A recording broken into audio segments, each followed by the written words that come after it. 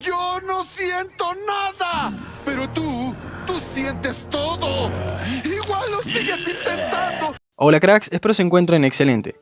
Sabemos que Kratos tiene la habilidad divina de sanar sus heridas muy rápido, pero si ese es el caso, ¿por qué nunca desaparecieron sus dos cicatrices más icónicas? Y más allá de tratarse de marcas muy representativas para el personaje, también tiene su explicación si respetamos el lore de la saga. Si recordamos, la cicatriz del ojo se la produjo Ares cuando raptó a su hermano Deimos. En ese momento, Kratos era un simple mortal, por lo que no pudo curarse instantáneamente, así que su cicatriz se mantuvo y perduró con el tiempo. En God of War 2, cuando Zeus lo atraviesa con la hoja del Olimpo, anteriormente Kratos había depositado sus poderes divinos en la hoja, por lo que se volvió extremadamente vulnerable, y otra vez se repite el caso de ser incapaz de sanar su herida. Porque de lo contrario, ¿por qué Zeus esperaría para que Kratos abandone sus poderes antes de matarlo? Si la hoja del Olimpo fue capaz de acabar con los titanes y dos ejércitos a la vez de un solo golpe. Zeus era mucho más poderoso que Kratos al comienzo de God of War 2, pero Zeus sabía que no podría matar a Kratos si éste aún conservaba sus poderes divinos que lo curarían de inmediato. Siguiendo con God of War 2018, Baldur atravesó a Kratos con una gran estaca de roca puntiaguda, pero no hay marca o cicatriz visible en el torso de Kratos luego de eso. Y si aún quedan dudas, en Ghost of Sparta, Deimos lo revienta, literalmente lo muele a golpes, dejándolo moribundo, pero Kratos era un dios para ese entonces, por lo que se recuperó prácticamente al instante y pudo continuar.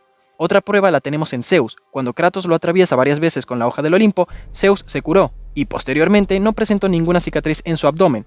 Esto, nuevamente, fue gracias a sus poderes divinos.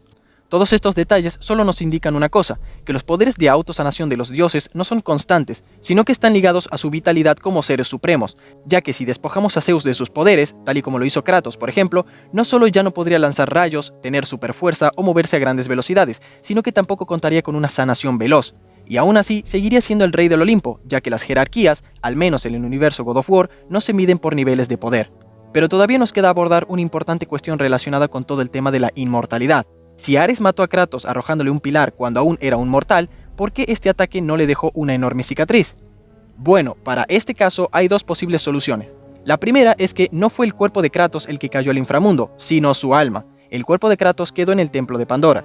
Luego, el sepulturero, o sea Zeus disfrazado, pudo haber recuperado el cuerpo de Kratos y devolvérselo para que éste pueda regresar al mundo mortal. Pero antes, Zeus tuvo que sanar esa tremenda herida con sus poderes de Dios. Y es por eso que el cuerpo de Kratos no presenta una cicatriz cuando regresa a la superficie.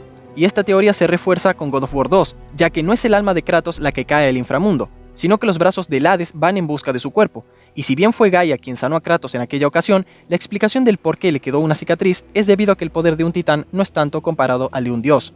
La segunda explicación también involucra a Zeus, ya que puede que éste haya sido capaz de darle al alma de Kratos un cuerpo físico idéntico al que tenía. Recordemos que durante la pelea final contra Ares, este pudo crear copias corpóreas idénticas a Kratos. Tal vez Zeus, haciendo uso de sus poderes divinos, le haya concedido al fantasma de Esparta un nuevo cuerpo para que su alma lo ocupe.